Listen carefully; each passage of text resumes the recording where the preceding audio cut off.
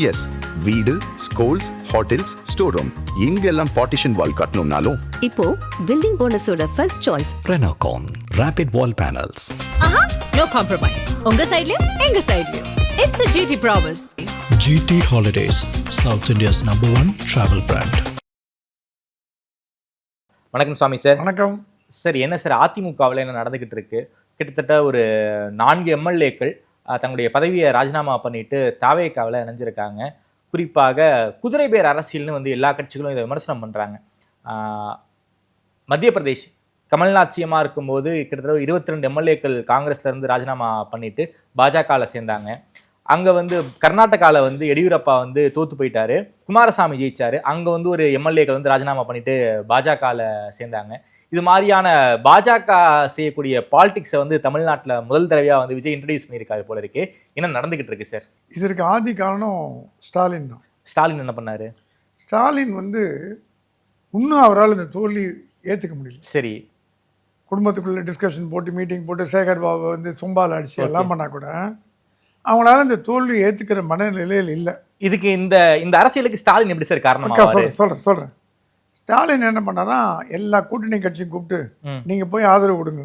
வெளியில் சும்மா பம்மாத்து வேலை, எனக்கு முதுகில் குச்சினா கையில் குச்சினா காலில் குச்சினா. அவர் ஸ்டாலின் திறமையான அரசியல்வாதி. கலைஞரில் பாதியாவது அவருக்கு மூளை இருக்கும் இல்லையா, அதை குறைச்சி மடிப்பட முடியாது. போய் ஆதரவு கொடுங்கன்னு அவர் தான் திருமாட்ட சொல்லி எல்லாம் பண்ணிட்டார். பண்ணிவிட்டு அவர் பிளான் என்ன வச்சுருந்தா, இந்த இது நியூஸ் விஜய் காதுக்கு வந்துடுச்சு. கொஞ்சம் கொஞ்சமாக இப்போ உடனே கழிச்சிங்கன்னா திருப்பி டிவிக்கு வந்துடும். இப்போ ஜனாதிபதி ஆட்சி வந்து வச்சுங்க, அடுத்தது டிவிக்கு வந்து 200 சீட் வந்துடும். அதுக்கு ஸ்டாலின் தெரியும். அதனால் அந்த மாதிரி ரிஸ்க் எடுக்க வேணாம், ஜனாதிபதி ஆட்சி வரக்கூடாது. விஜய் மேலே எவ்வளோ கெட்ட பேர் வரணும் அவ்வளோ கெட்ட பேர் வர மாதிரி நீங்கள் நடந்துக்கங்க. சரி, நடந்துட்டு அவர் 1 வருஷம் கழித்து கழுத்துட்டு நம்ம வச்சானா நம்ம ஸ்ட்ராங் ஆகிடுவோம், நம்ம ஜெயிக்கலாங்கிற பிளான். இந்த பிளான் விஜய்க்கு அதில் விழுந்துடுச்சு. ஸோ என்ன பண்ண பார்த்தாரு, கூட்டணி கட்சி அவாய்ட் பண்ண முடியாது. 107 வச்சுட்டு கூட்டணி கட்சி இல்லாமல் இருக்க முடியாது. இப்போ இருக்கிற கூட்டணி போகுது. ஆனால் இந்த கூட்டணி மூக்க நுழைக்குதா இல்லையான்னு மூக்க நுழைக்குது. திரும்ப சொல்கிறாராம், அந்த ஸ்டேட்மெண்ட் எல்லாம் கொஞ்சம் அவருக்கு பிடிக்கல. அவங்க ஆளுங்களாம் உள்ளே சேர்க்க பார்க்குறாரு, டிஎம்கே ஆளுங்களாம் உள்ளே கொண்டு வர்றாரு. டிஎம்கே பீப்புளெலாம் இப்போ உள்ளே வரதுக்கு காரணமே திரும்ப ரூட் தான். திரும்ப அதை அப்படி உள்ளே போகுது, அந்த ரூட்டில் போகுது. யார் சார் டிஎம்கே பீப்புள் உள்ளே வராங்க? அருண், விஜயகுமார், இதெல்லாம் தான். இவங்களாம் தான் போலீஸ் ஆஃபீஸர்ஸ், ஐஏஎஸ் ஆஃபீஸர் எல்லாம் உள்ளே வராங்க. அஃபீஷியல்ஸ். அவங்களுக்கு வந்து நம்ம வந்து கட்சி சாயம் பூச முடியாது. கட்சி சாயம் பூசினாங்க, கொடுங்கோல் ஆட்சி பண்ணாங்க. நாளைக்கு நீங்கள் திருப்பி டிஎம்கே உள்ளே கொண்டீங்கன்னா என்ன அர்த்தம்?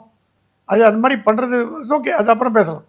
ஸோ ஸ்டாலினோட நடவடிக்கை தெரிஞ்சு போய் வேலுமணியை ஸ்டாப் பண்ணிட்டார். ஏன்னா அவர் சொன்னார்னா இவங்க இன்ஸ்டெபிலிட்டி பண்ணாங்கன்னா அவங்களும் இன்ஸ்டெபிலிட்டி பண்ணுறதுக்கு வாய்ப்பு உண்டு.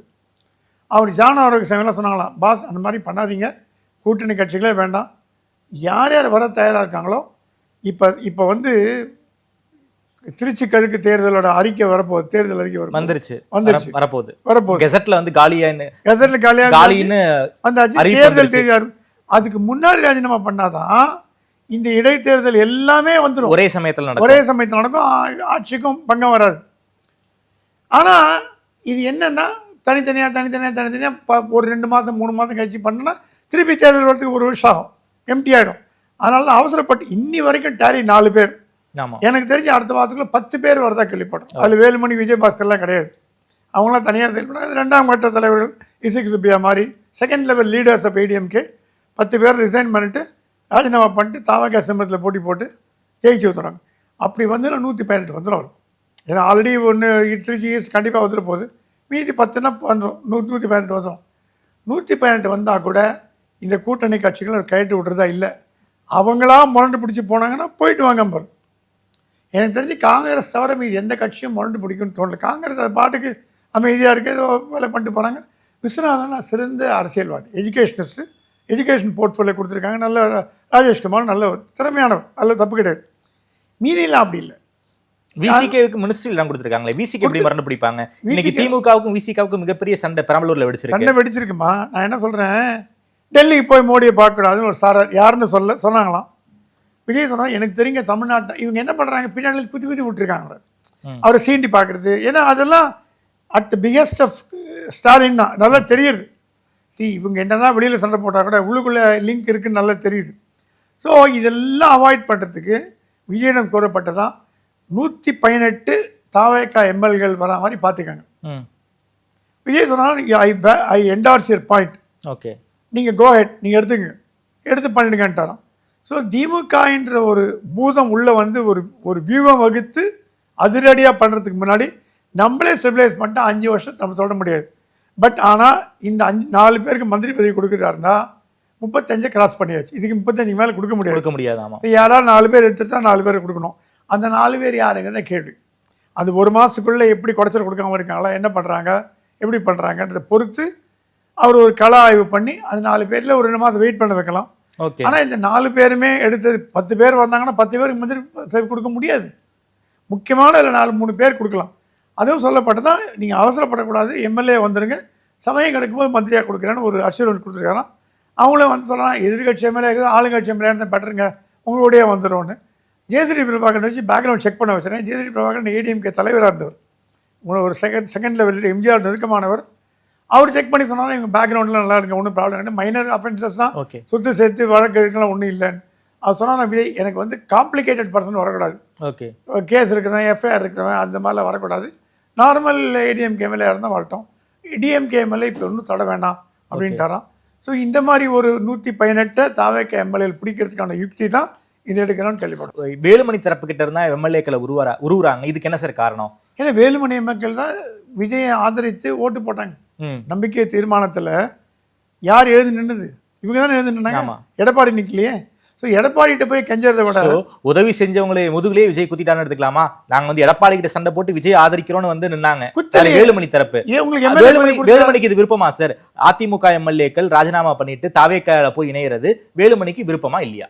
எவ்வளோ பேர் தாவேக்காலேருந்து அதிமுகலேருந்து போய் ஜாயின் பண்ணிருக்காங்க? 4 பேர். சரவணன் முதல்ல சரவணன் ஜாயின் இல்லை சார், நான் எம்எல்ஏக்களை சொல்றேன். எம்எல்ஏக்கள் 4 பேர் போயிருக்காங்க. இதுக்கு வேலுமணிக்கு விருப்பமா இல்லையா? இவங்க வந்து தேர்ந்தெடுக்கப்பட்டது, மக்களால் தேர்ந்தெடுக்கப்பட்டாங்க சார். அதிமுகங்கிற சிம்பிள், அதிமுக சிம்பிள் ரெட்டலைங்கிற சின்னத்துக்காக தான் சார் 4 பேர் ஜெயிச்சிருக்காங்க. ரெட்டலை சிம்பிள், ஆனால் சுனாமியில ஜெயிச்சு வந்தாங்க பாருங்க.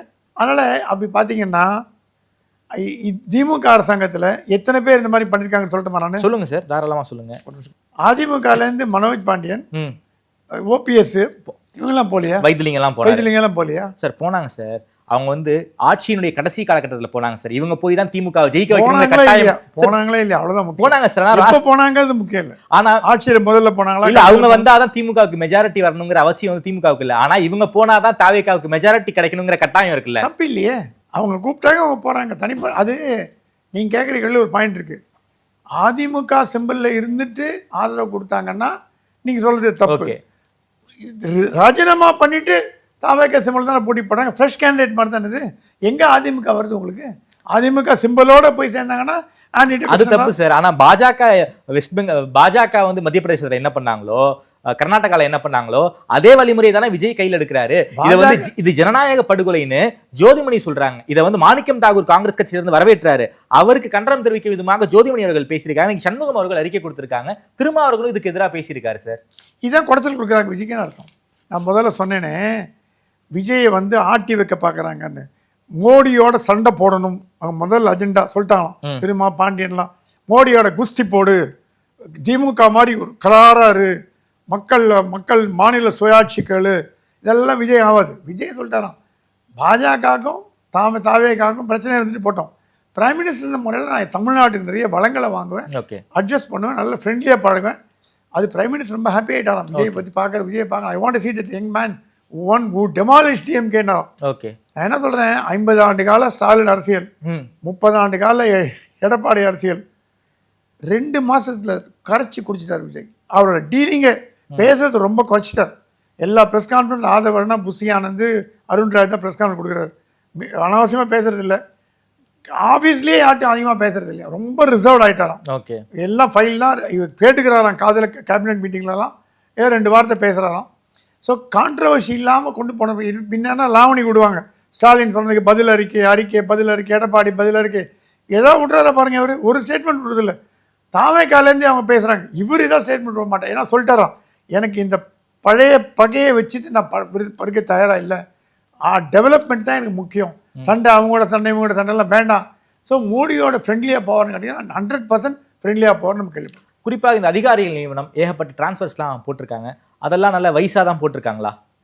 இல்லைம்மா, அதிகாரிகள் இன்றைக்குமே தவறு செய்வார்கள். ஆளுங்கட்சியோட துணையோடு தவறு செய்வார்கள். ம். ஆளுங்கட்சி மீறி ஒன்றும் பண்ண மாட்டாங்க. ஓகே. கலைஞர் என்கிட்ட சொல்லுவார், நான் ஜெயிக்கு போகிறதுக்கு முன்னாடி போனார் வீட்டுக்கு, சாமி இன்னும் 1/2 ஹவரில் பாரு எல்லா ஐஏஎஸ் ஐபிஎஸ் இங்கே நிற்பான்னார். என்ன சொல்கிறீங்க, வேடிக்கை பாரியா அப்படின்னார். கரெக்டாக 1 ஹவரில் எல்லா ஐஏஎஸ் ஐபிஎஸ்க்கு ஃப்ளவர் தூக்கின்னு வந்துட்டான், பொக்கே தூக்கின்னு வந்துட்டாங்க. சிரிச்சார் கலைஞர். அவருக்கு தெரியும் ஆட்சி மாறினா காட்சிகள் மாறும். அந்த மாதிரி அது தப்பில்லை, அவங்க வாழ்வு உரிமையை பொறுத்து பண்ணுறாங்க. ஆனால் என்ன ஒரு பேச்சு அடிபடுதுன்னா, உங்களுக்கு டார்ச்சர் கொடுத்து உங்களை மீட்டிங் போட விடாமல் தடுத்து முன்னாள் மாநகர காவல் ஆணையாளர் உங்களை பத்திரிகையாளர்களை கொடுமைப்படுத்தி வாராகி சவுக்கு சங்கர் கூண்டாஸ் போட்டு சுப்ரீம் ஹைகோர்ட்டால் குட்டுப்பட்ட ஒருவரை கொண்டு போய் விஜிலன்ஸில் போட்டு கேஎன் நெஹ்ரு மேலே எஃப்ஐஆர் போடுற ஸ்டேஜில் இதெல்லாம் பண்ணிங்கன்னா அப்புறம் என்ன உங்கள் நல்ல பேர் வருதுன்னு கேட்பாங்களா மாட்டாங்களா? நார்மல் சோஷியல் மீடியா திருமா தான் வந்து குமரகுருமணி இப்போ ஹை போஸ்ட் போயிட்டார். இப்போ ஏதோ போயிட்டார், செக்ரட்டரி ரிஜிஸ்ட்ரேஷன் போயிட்டார். Is going to represent to Lokesh, அங்கே போயிட்டார். கார்பரேஷனில் இவரை போட்டாங்க. இது என்னென்னா திருமாவோட சாய்ஸ் தான் அருண், திருமாவோட சாய்ஸ் தான் ஜாயின்ட் கமிஷனர் விஜயகுமார். இவெல்லாம் திருமாவுக்கு வேணுங்கிறவன். இவங்களெல்லாம் உள்ளே தள்ளி விடுறது மூலமாக திமுகவை நீங்கள் உள்ளே தள்ளுறீங்களோன்னு டவுட் வருது. ஏன்னா திமுக நோன் ஆதரவாளர்கள்னு அறியப்படுறாங்க, நமக்கு தெரியாது. ஆனால் அவங்க செய்கைகளை பார்த்தீங்கன்னா திமுக ரொம்ப ஆதரவாளர் மாதிரி தான் இருந்தது. 2 பத்திரிகையாளர் மேலே குண்டாஸ் போட வேண்டியது. வீட்டில் மலம் தெளித்தாங்களே, அதே தான் நடவடிக்கை எடுக்க முடிஞ்சுதா? செல்வப்பிறந்தவங்க நடவடிக்கை எடுக்க முடிஞ்சுதா? செல்வப்பிறந்தையும் உங்கள் குரூப் தானே, அவர் வெளியாள் இல்லையே, உங்கள் கம்யூனிட்டி தானே அவர் மேலே ஏன் நடவடிக்கை எடுக்க மாட்டீங்க? அந்த மாதிரி ஒரு கொடுங்கோல் ஆட்சி பண்ண ஒருத்தரங்களை கொண்டு போய் போட்டிங்கன்னா அது எப்படி சரியா? குமரகுருமன் ஐஏஎஸ் அதிகாரி இல்லைன்னு சொல்ல, அந்த மாதிரி நிறைய அதிகாரிகள் இப்போது என்ன பண்ணுறாங்க, அதிகாரிகள்லாம் அப்படியே பல்ட் அடிக்க ஆரம்பிச்சிட்டாங்க. ஐயா நான் சொல்கிறேங்க திமுக பண்ணுறதெல்லான்னு. இதை விஜய் நம்பக்கூடாது. ஓகே. ஏன்னா 90% ஆஃப் தி கவர்மெண்ட் ஸ்டாஃப் வந்து டிஎம்கேன்னு சொல்லுவாங்க. அது இந்த வாட்டி உடஞ்சி போச்சு. விஜய் அந்த ஃபோர்ட் மியூசியம் சுற்றி பார்க்க போனார் பேட்டரி காரில், அத்தனை எம்ப்ளாயி அதான் ஸ்டாலின் வயிற்றில் வந்து நிருப்ப கரைச்சி தான். அத்தனை ஸ்டேட் கவர்மெண்ட் எம்ப்ளாயி நமக்கு ஓட்டு போடாமல் இருந்தது இல்லாமல் விஜயை பார்த்து வாழ்த்தி கையெடுத்து ஃபோட்டோ எடுத்து செல்ஃபி எடுத்து ஒரு பொதுமக்கள் மாதிரி மாநில அரசு ஊழியர்கள் செயல்பட்டது அவங்களால மறக்கவே முடியல. அதுதான் சார் சினிமா கிரேஸுங்கிறது. சினிமா கிரேஸ் இந்தியா கூட தான் சினிமா, சிவாஜி கூட தான் சினிமா, ஜெயலலிதா கூட தான் சினிமா. தமிழ்நாட்டில் அறிஞரானா கதை வசனம் கருத்தா இல்ல சார், ஸ்டாலின் சினிமாவில் நடிச்சாரு, உதயநிதி நடிக்க போறாரு இப்போ. இல்ல சார், விஜய்க்கு இருக்கிற வசீகரம் வேற யார்? விஜய் எம்ஜிஆர் கம்பேர் பண்ணலாம் சார், அவங்க 2 பேரும் சிஎம்மா இல்ல. வசீகரம் இருக்கு, அந்த வசீகரத்தினால் நல்லது பண்ணாருன்னா ஏன் வேணான்றீங்க? ஸோ விஜய் ஜாகிரதையா இருக்க வேண்டிய தருணம். திருமாக்கு வந்து இன்னும் still loyalist DMK, loyal DMK தான். வெளியில் என்ன 3 நாள் உள்ளுக்குள்ளே இருக்கும், அந்த உறவு இருக்கும். அது டிஎம்கேக்காரன் என்ன பண்ணுறான், திருமா வழியாக ஆணையில் உள்ள தள்ள பார்க்குறாங்க. இப்போ டிஏவிஸில் அருண் போட்டது வழியாக கேண்டர் மேலே ஆக்ஷன் எடுப்பாங்க. எப்படி நீங்கள் எதிர்பார்க்க முடியும்? ஏதாவது ஒரு ரீசன் சொல்லி இப்போ ஆக்சுவலாக இப்போ எஃப்ஐஆர் போடணும், கோர்ட் சொல்லிச்சு. கோர்ட்டிட்ட சொன்னாங்க ஆட்சி மாறுங்க, புது ஆட்சி வந்து போடுறோன்னு சொன்னாங்க. இப்போ டிஜிபி என்ன பண்ணுவார்னு தெரியல. சந்தீப் ராய் ஏத்தூர் இருப்பாரா, மகேஷ் கொண்டு வருவாங்களா, யாரை கொண்டு வர போகிறாங்கன்னு தெரியல. அது பேனல் எம்பாலர்மெண்ட் 3 பேர் இன்றைக்கி வந்ததுன்னு கேள்விப்படுறோம். அது யார் கொண்டு வர போகிறாங்கன்னு தெரியல. எப்படி இருந்தாலும் அந்தந்த துறை அதிகாரிகள் தான் அந்தந்த துறையை இன்சார்ஜ். ஓகே, வேறு வெளியே பண்ண முடியாது. ஆனால் அந்த துறையை திறம்பட நிர்வாகிகள் ஏன் உங்களுக்கு யாருமே கண்ணில் தென்படலையா? போன கவர்மெண்ட்லேருந்து எடுத்துக்கணுமா? அப்போ சார் அதிகாரிகள் உதயச்சந்திரன் அதிகாரிகள் ரொம்ப கம்மியா இருக்காங்க சார். ஆல் ஓவர் இந்தியால வந்து ஐஏஎஸ் ஐபிஎஸ்ல வந்து 15% ரொம்ப கம்மியா இருக்காங்க. சாய்குமார் சீஃப் செக்ரட்டரி ஓரங்கட்டப்பட்டார் திமுக பீரியட்ல, 5 வருஷம் ஓரங்கட்டப்பட்டார். அவருக்கு சீஃப் செக்ரட்டரி கொடுத்து அவர் இன்னும் ஆகஸ்ட்ல ரிட்டையர் ஆகிறார், கொடுத்துட்டீங்க. இல்லைங்களே, நான் என்ன சொல்றேன், எவ்வளவோ நேர்மையான அதிகாரிகள் சகாய மாதிரி அதிகாரிகள் நம்மகிட்ட பஞ்சமா இருக்காங்க. இல்ல, ஆனா நீங்க என்ன பண்றீங்க, சகாயம் வந்து ரிட்டையர் ஆயிது சார், அந்த மாதிரின்னு சொன்னேன். சகாயம் இறையன்பு மாதிரி ஆட்கள்லாம் தேடி கண்டுபிடிச்சா இருப்பாங்க, இல்லைன்னு சொல்ல முடியாது. ஆனால் நீங்கள் பழைய பேக்கேஜை கொண்டு வந்தீங்கன்னா அது முக்கியமான போர்ட்ஃபோலியோவில் டிராஃபிக்லேயும் எங்கேயோ போட்டால் பரவாயில்ல, லா அண்ட் ஆர்டர், என்ஃபோர்ஸ்மெண்ட்டு, அப்புறம் வந்து விஜிலன்ஸ், ஆன்டி கரப்ஷன், இதில் எல்லாம் போடுறது வழியாக திமுக ஆட்சி நீட்சி அப்படின்னு மக்கள் நினச்சிட்டாங்கன்னா உங்களுக்கு தானே கெட்ட பேர். ஏன் அந்த மாதிரி தப்பு பண்ணுறீங்க? வேறு அதிகாரிகளே இல்லையா உங்களுக்கு? இவங்க திருந்திடலாம். சரி, நீங்கள் சொல்லலாம், என்னங்க அதிகாரிக்கு தானங்க, எந்த கவர்மெண்ட்டுக்கான தலையை கட்டுப்பட்டவங்க, புது கவர்மெண்ட் பேச்சு கேட்க போகிறாங்க இல்லை. அவங்க பழைய கவர்மெண்ட் லாயலிஸ்டாக இருப்பாங்க. ஏன்னா சில நடவடிக்கைகள் நம்மளே பார்த்துருக்கோம். லாயலிஸ்டாக இருந்து குடைச்சல் கொடுக்கக்கூடியது கூட்டணி கட்சிகள் மட்டும் இல்லை, சில அதிகாரிகளும் குடைச்சல் கொடுப்பாங்கன்னு நம்ம எதிர்பார்க்கலாம். இந்த கோட்டை சினாரியோக்கு ஃபிட் ஆயிட்டாரா? தினமும் கோட்டைக்கு வந்துகிட்டு இருக்காரு. ஒரு ஆஃபீஸ் போகிற மாதிரி ஆயிடுச்சுன்னு நினைக்கிறேன். ஆல் ஓவர் தமிழ்நாடு அவர் வந்து போகணும். இன்னும் நன்றி சொல்ல கூட இதுக்கு போகலை, பெரம்பூருக்கு போகலை. என்ன மைண்ட் செட்டில் சார் இருக்காரு? ஆல் ஓவர் தமிழ்நாடு வந்து ட்ராவல் பண்ணல சார் விஜய் அவர்கள். 9:30 மணிக்கு ஆஃபீஸ்க்கு வரார் காலைல. ஓகே, 8:30 மணி வரைக்கும் உட்காந்துருக்காரு. இந்த வரைக்கும் ஸ்டாலினோ கலைஞரோ கூட ஜெயலலிதா கூட இந்த மாதிரி உட்கார்ந்ததில்லை. உட்காந்துட்டு எல்லாம் கற்றுக்கிறார். ஐபேடில் போட்டு கற்றுக்கிறார், கூகுள் பண்ணி பார்க்குறார், அதிகாரி சொன்னால் செக் பண்ணுறார், இன்னொருத்தருக்கும் கேட்குறார். அப்படி ஒரு நிர்வாக திறமை எங்கேருந்து வளர்த்துட்டாருன்னு சினிமாக்காரன் கிலுகிலாம் சொன்னீங்க, எல்லாம் நம்மளும் சொன்னோம், எல்லாம் சொன்னோம். ஆனால் அந்த சமயத்தில் வந்து கற்றுட்டு எல்லா மந்திரியும் சொல்கிறாங்க, அவர் வீட்டுக்கு போன அப்புறம் நாங்கள் போனாங்க, டெய்லி வீட்டுக்கு போகிறது 10 மணி ஆகுது. வெங்கட்ராமன் சொல்கிறாரு, தொகுதியே பார்க்க முடியல, தலைவர் இருக்கணும், போக முடியல, நான் அடுத்த வாரத்துலேருந்து வரலான் இருக்கேன், நாளைக்கு 2 நாள் சிஎம் இல்லை. அப்போ அந்த மாதிரி எல்லா அமைச்சர்களும் எப்போ ஃபோன் வரும்னு தெரில. ஓகே, ஹார்ட் ஒர்க் பண்ணுறார், திறமையாக செயல்படுறார். அவரோட பெரிய கவலை இப்போது நிதி நிர்வாகம். ஃபினான்ஸ் வந்து 10 லட்சம் கோடி கடன், என்ன பண்ணுறதுன்னு தெரில அவருக்கு. அருண்ராஜ் கூட பேசினாராம், மரியா ஜோசப் பேசினாராம், finance secretary, revenue secretary, chief secretary எல்லாத்தையும் பேசியிருக்காரு. அவர் சொன்னாலும் இப்போ நம்ம பண்ணக்கூடியதெல்லாம் சிக்கனமாக கணப்பிடிங்க, பெட்ரோல் வேஸ்ட் பண்ணாதீங்க, முடிஞ்ச அவங்க பர்சனல் காரை கொண்டு வாங்கன்ட்டாரோம். அவர் பர்சனல் காரை தான் யூஸ் பண்ண தெரியுமா உங்களுக்கு? கவர்மெண்ட் கார் யூஸ் பண்ணுறதில்ல. ஒரு அமைச்சர் கூட கேட்டாங்க, அவங்ககிட்ட எங்கிட்ட ஒரு அமைச்சர் காரே இல்லைங்களேன்னாராம். சரி, நான் ஒரு யூஸ்டு கார் வாங்கி தரேன், அரசாங்க காரை பயன்படுத்துங்க, சம்பளம் வருதில்லை உங்களுக்கு, பெட்ரோல் போடுங்க, இப்படி சொல்கிறாராம். சம்பளம் வருதில்லை, கேன்டீனில் வாங்கி சாப்பிடுங்க, சம்பளம் வருதில்லை, பெட்ரோல் போடுங்க. அந்த மாதிரி லஞ்சம் வாங்கினான்னு தெரிஞ்சு நீங்கள் மட்டும் இல்லை, உங்கள் கீழே வேலை வந்து நான் பதவி ஓட்டி எடுத்துறேன், நான் அதெல்லாம் தயங்கவே மாட்டேன். ஸோ ஸ்ட்ரிக்ட் ஆர்டர் போட்டிருக்கார். ஒரு கார்ப்பரேட் கல்ச்சர் மாதிரி எப்படி சந்திரபாபு நாயுடு சிஇஓ ஆஃப் ஆந்திராவோ, ஓகே, அந்த மாதிரி விஜய் சிஇஓ ஆஃப் தமிழ்நாடு மாதிரி கொண்டு போகணும்னு பார்க்குறார். ஓகே, அது எந்த அளவுக்கு அதிகாரிகள் ஒத்துழைப்பு கொடுப்பாங்க, அமைச்சர்கள் சில பேருக்கு விஷயமே தெரிய மாட்டேங்குது, பாவம் புதுசாக வந்திருக்காங்க, சிரிச்சதுக்கெல்லாம் குத்தம் சொல்கிறாங்க. ஒருத்தர் போய் இன்னும் அறநிலையத்துறை அமைச்சர் போய் கேன்டீனில் செக் பண்ணுறாருன்னா, அந்த மடப்பள்ளியில் செக் பண்ணால் அதுக்கு வர சொல்கிறாங்க. குறை சொல்கிறது தான் இருப்பாங்க. நல்லா செயல்பட்டாருன்னா மக்கள் பார்த்துப்பாங்க. Okay sir. சார், அண்ணாமலை அவர்கள் இந்தியா வந்துட்டாரு. குறிப்பாக இந்த சிபிஎஸ்சி 9th ஸ்டாண்டர்ட்லேருந்து 3வது மொழி கட்டாயம்ங்கிற ஒரு உத்தரவு போட்டிருந்தாங்க. அந்த உத்தரவு வந்து உடனடியாக திரும்ப பெற வேண்டும் அப்படின்னு அண்ணாமலை வந்து பேசியிருக்காரு. முன்னாடி ஒரு ப்ரெஸ் கான்ஃபரன்ஸில் எனக்கும் அவருக்கு மிகப்பெரிய டிபேட்டே நடந்துச்சு. புதிய கல்விக் கொள்கையில் வந்து மொழி திணிப்பு இல்லைன்னு நீங்கள் ஒத்துக்கிட்டாதான் அடுத்த கேள்விக்கே நான் போவேன்னு சொன்னார். நான் புதிய கல்விக் கொள்கையில் மொழி திணிப்பு இருக்குன்னு நான் வந்து அவருக்கு எதிராக நான் ஆர்கியூ பண்ணேன். அப்படிப்பட்ட அண்ணாமலை அவர்கள் மொழி திணிப்பு கிடையாது, 3 மொழி கற்றுக்கணும்னு சொன்ன அண்ணாமலை அவர்கள் இன்னைக்கு வந்து இப்படிப்பட்ட ஒரு ஸ்டேட்மெண்ட் சொல்கிறாரு. 3 மொழி படிக்கக்கூடாது, மாணவர்களுக்கு சிரமமாக இருக்கும், அந்த உத்தரவை திரும்ப வாங்கணும்னு அண்ணாமலை அவர்கள் சொல்கிறாரு. இது பாஜக ஸ்டாண்டுக்கு எதிரான ஸ்டாண்டாக இருக்குது. என்ன மைண்ட் செட்டில் சார் அண்ணாமலை அவர்கள் இருக்காரு? வேடிக்கை இப்போ தான் ஆரம்பிச்சிருக்கு. என்ன சார் சொல்லுங்க? நிறைய வேடிக்கை வரும். வேடிக்கையா? அடுத்த வாரம் 2-3 ஸ்டேட்மெண்ட்லாம் வரப்போகுது. முதல்ல வந்து கை துப்பாக்கியில் சுட்டாங்க, AK-47, அப்புறம் பிரம்மோஸே வரப்போகுது.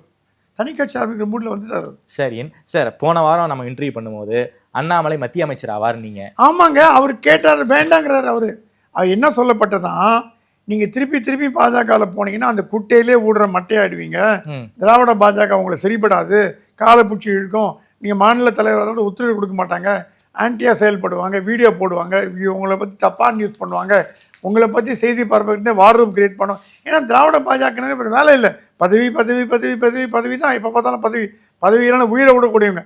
இப்போ நான் கேள்விப்படுறேன், திராவிட பாஜக சில பேர் விஜய்க்கு தூது விட்டுருக்காங்களாம், விஜய் பதிலே சொல்லியும் தூது விட்டுருக்காங்களாம். அது என்ன சார் திராவிட பாஜக? எனக்கு புரியவே இல்லை. திராவிட பாஜகன்னா திராவிடத்துக்கு சப்போர்ட் பண்ணுற பாஜக, மோடியை விட எங்களுக்கு திராவிடம் தான் முக்கியம் சொல்கிற பாஜக. 4 தலைவர் இருக்காங்க, அது வேண்டாம்.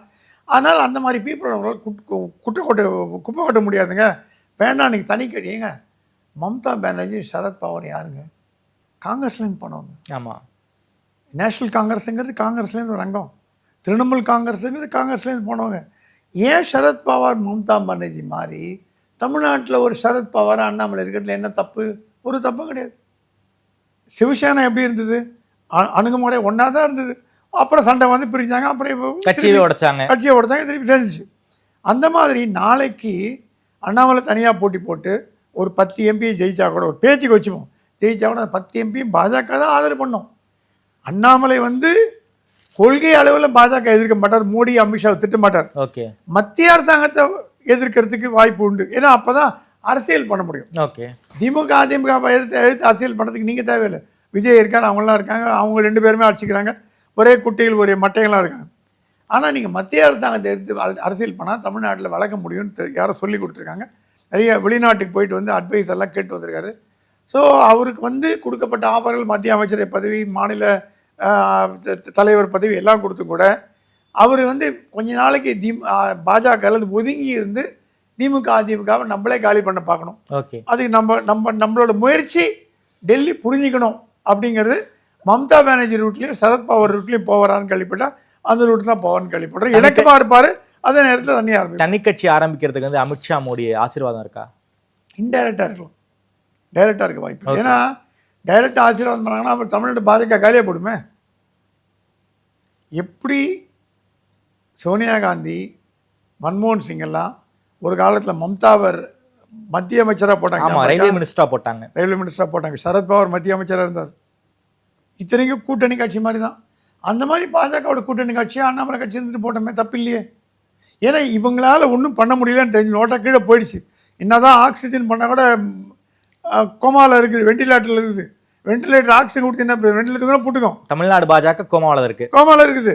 கோமாவில் என்னத்தை அண்ணாமலை வந்தாலும் தம்பி மேலே வந்தாலும் என்னத்த இன்ஜெக்ஷன் பண்ணால் ஒன்றும் பண்ண முடியாது. எல்லாம் சொல்லப்படாதா, நீங்கள் ஒரு டைமை வேஸ்ட் பண்ணாதீங்க அண்ணே. தனி கட்சி ஆரம்பித்து மோடியை சப்போர்ட் பண்ணுங்கள்.